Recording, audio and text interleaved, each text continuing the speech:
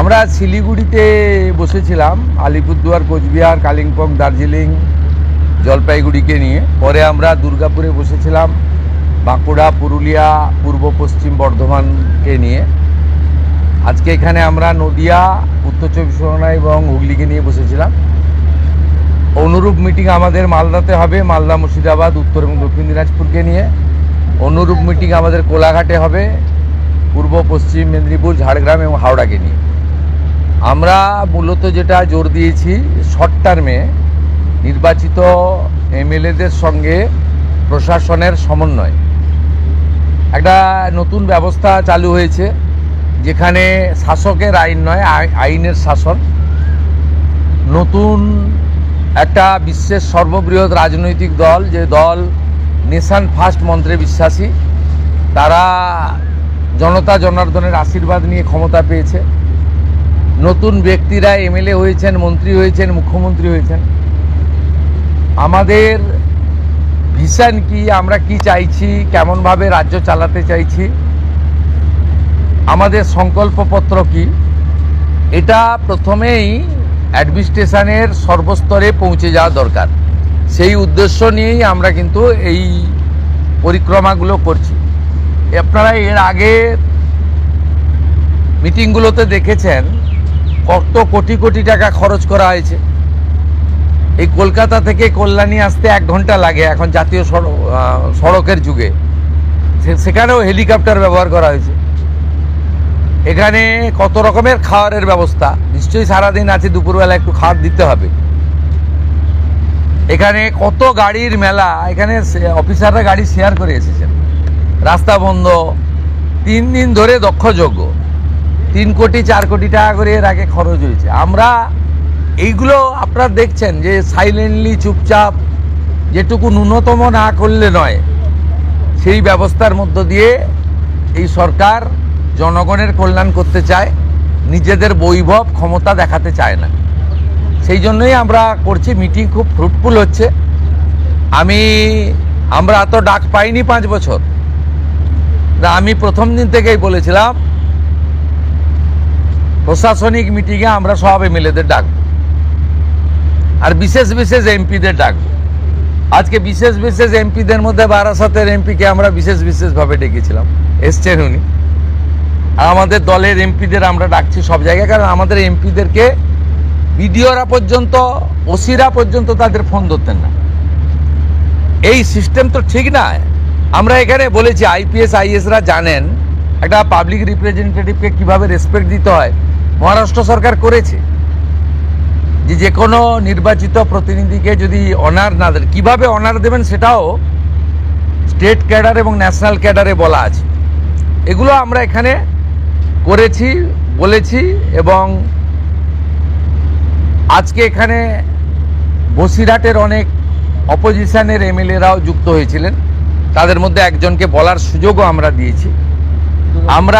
আমরা চাই যে কেন্দ্র রাজ্য ডবল ইঞ্জিনের সুফল মানুষ পাক, এবং কেবলমাত্র নির্বাচনের সময়ই রাজনৈতিক কচকচানি হোক। সারা বছর আমরা কনস্ট্রাকটিভ আইডিয়া নিয়ে কাজ করি।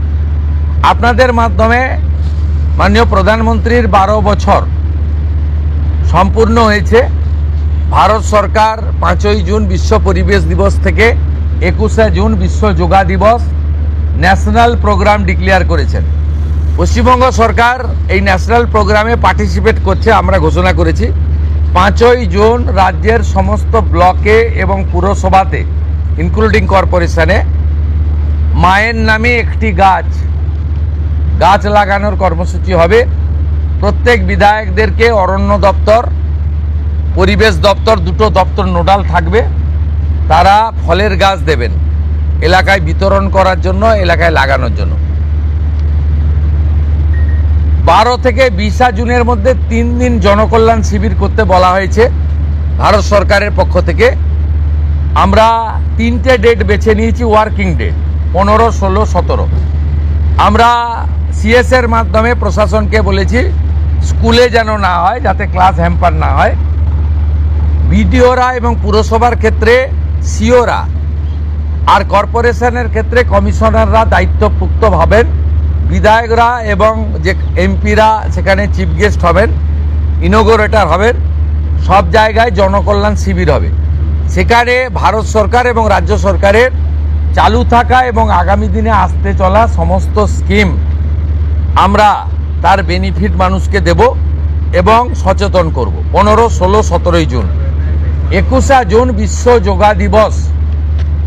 আয়ুষ ডিপার্টমেন্ট, যা পশ্চিমবঙ্গ সরকারের হেলথ ডিপার্টমেন্টের অন্তর্গত, এবং স্পোর্টস ডিপার্টমেন্ট মিলে করবে। পুলিশ থেকে, স্কুল থেকে, এনসিসি থেকে, নানা এনজিও অর্গানাইজেশন, উৎসবের মতো পৃথিবীর 200টা দেশ ভারতের যোগা দিবসকে গ্রহণ করেছে। আমরা বিচ্ছিন্ন ছিলাম, আমরা এবারে যুক্ত হলাম। উৎসবের মতো হবে। আয়ুষ ডিপার্টমেন্টের প্রোটোকল মেলে যেখানে যেখানে পাবলিক যোগা হবে তার আগে 2 দিন রিহার্সাল বা তাদের যা প্রোটোকল আছে, প্রোটোকল ভেঙে হঠাৎ করে যোগা পালন করতে কেউ যাবেন না, ছবি তোলার জন্য যাবেন না, সেই প্রোটোকল মেনে তারা করবেন। আজকে একটা নীতিগত সিদ্ধান্ত নিয়েছি, ক্যাবিনেটে এটা অনুমোদনের জন্য আমি রাখবো। আয়ুষ দপ্তরকে আমরা হেলথ থেকে আলাদা করছি। আমরা আয়ুষ মিনিস্ট্রি আলাদা করব এবং আয়ুষের ক্ষেত্রে আমরা একজন ভালো কম্পিটেন্ট অফিসারকে দায়িত্ব দেব করে আয়ুষের যে অপরচুনিটি রয়েছে গোটা দেশে, সেই অপরচুনিটিকে আমরা কাজে লাগাবো। আজকের সমন্বয় মিটিংয়ে প্রথম হচ্ছে কোঅর্ডিনেশনের কথা বলা হয়েছে, দ্বিতীয় বলা হয়েছে হেলথ সেক্টরকে প্রায়োরিটি দিতে, তৃতীয় বলা হয়েছে প্রি মনসুনের কাজকে প্রায়োরিটি দিতে, 4 বলা হয়েছে স্বাস্থ্যসাথীকে আয়ুষ্মান ভারতে কনভার্ট করা এবং লক্ষ্মীর ভাণ্ডারকে অন্নপূর্ণা যোজনায় কনভার্ট করার কাজ শুরু করা। আগামীকাল বিকেলে নবান্ন থেকে আমি এবং সংশ্লিষ্ট দপ্তরের মাননীয় মন্ত্রী, সিএস, এফএস এবং অন্য আধিকারিকদের উপস্থিতিতে অগ্নিমিত্রা পাল এবং আমি একটি ফর্ম পাবলিশ করব, যেই ফর্ম অন্নপূর্ণা যোজনায় ফিল আপ করতে হবে এবং আমরা কালকেই বিস্তারিত বলবো। কারণ এনরোলমেন্ট যখন যত তাড়াতাড়ি করবেন তত বেনিফিট আমরা দিতে পারবো। আমাদের অন্নপূর্ণা যোজনার প্রক্রিয়াটা শুরু হয়ে যাবে কাল থেকে। যেমন যেমন ফর্ম ফিল আপ হবে তেমন তেমন 3000 টাকা ট্রান্সফারও শুরু হয়ে যাবে। আর যতক্ষণ না 3000 টাকা ট্রান্সফার হচ্ছে, স্বাস্থ্যসাথী যেমন কন্টিনিউ রাখা হয়েছে আয়ুষ্মান ভারত কনভার্ট না হওয়া পর্যন্ত, এখানে আপনার লক্ষ্মী ভাণ্ডারকেও কন্টিনিউ করা হবে। বিস্তারিত কালকে আপনারা জানতে পারবেন, ফর্মের কপিও আপনারা কালকে পাবেন। অফলাইন অনলাইন অবশ্যই থাকবে, শুধু পাবলিকের উপরও ছেড়ে দেওয়া হবে না, বিধায়করা নিজ উদ্যোগে ফর্ম ফিল আপ করাবেন এবং সরকারও বিডিওদের নেতৃত্বে প্রত্যেক বাড়িতে বাড়িতে ফর্ম ফিল আপের জন্য সহযোগিতা করার জন্য লোক পাবেন। এবং মাথায় রাখতে হবে, ভারতীয়রাই কেবলমাত্র এই সুযোগ পাবেন, অভারতীয়রাই সুযোগ পাবেন না।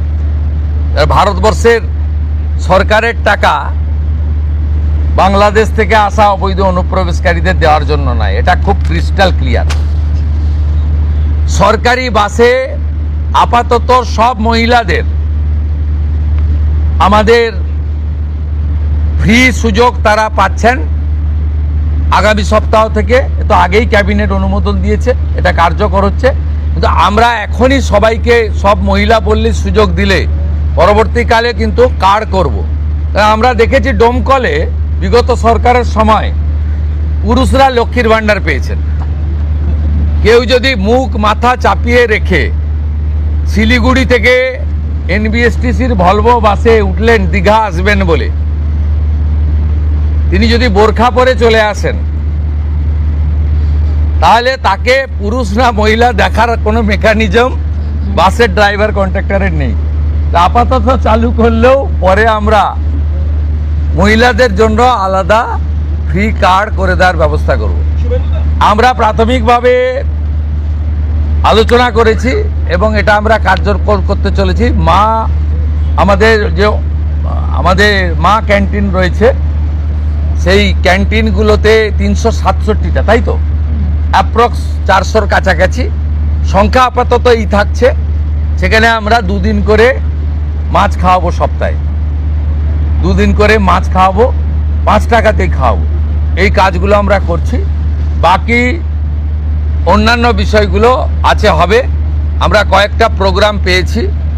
সেটা হলো আগামী 30 তারিখে কেন্দ্রীয় আরবান এবং পাওয়ার মিনিস্টার আসছেন, অগ্নিমিত্রা পাল মহোদয়, তার প্রোগ্রাম পুরো অ্যাসিস্ট করছেন। আমিও একটা সময় নিশ্চয়ই কাটসি মিট করব। 4 তারিখে শিপিং মিনিস্টার আসছেন, শিপিং রিলেটেড মিটিং হবে। 6 তারিখে মাননীয় রেলমন্ত্রী আসছেন। আর 8 তারিখে দিল্লিতে স্বাস্থ্য দপ্তরের সঙ্গে পশ্চিমবঙ্গ সরকার আয়ুষ্মান ভারতের এগ্রিমেন্ট করবেন। এই প্রোগ্রামগুলো আপনাদের মাধ্যমে আমরা জানাতে চাই।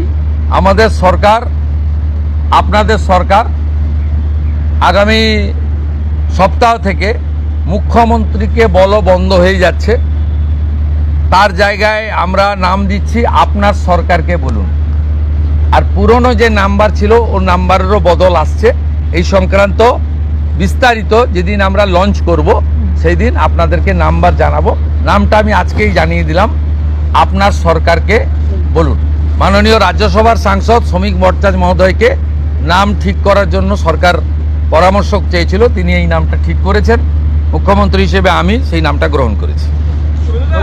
आज सुबह से देखा जा रहा है बहुत सारे बॉर्डर पे जमा हो रहे हैं, वो बॉर्डर क्रॉस करना चाह रहे हैं। क्या ये जो ऑर्डर आपने किया था, स्टेट गवर्नमेंट ने किया था, होल्डिंग सेंटर हर एक डिस्ट्रिक्ट में होना चाहिए, उसके बाद डर के मारे जो है लोग बॉर्डर क्रॉस करना चाह रहे ये हैं? एग्जिस्टिंग फॉरेनर्स एक्ट है, कोई नया कानून नहीं है। और ये लोग चला जाना चाहिए। और उनका बांग्लादेशी जो नागरिक है उनका लेने का जिम्मेदार तो है उनका। तो जब हम लोग यहाँ से बोल रहा था तो अब वहाँ से उनका जो स्पोक्स पर्सन है, मैं देखा था सोशल मीडिया में और यूट्यूब में आया, जो उन्होंने बताया जो बांग्लादेशी है वो तो हम लोग ले लेगा। तो ये सब बांग्लादेशी है, इसको ले लेना चाहिए। लेकिन ये लोग को, पुलिस को हम लोग बता दिया जेल में भेजने का जरूरत नहीं है। देश के रुपया में खाना खाएगा, कपड़ा देगा, मेडिसिन देगा। एक दामाद है ये लोग। जल्दी जल्दी भागो, जल्दी जल्दी भागो, नहीं तो जो करना है सरकार करेगा।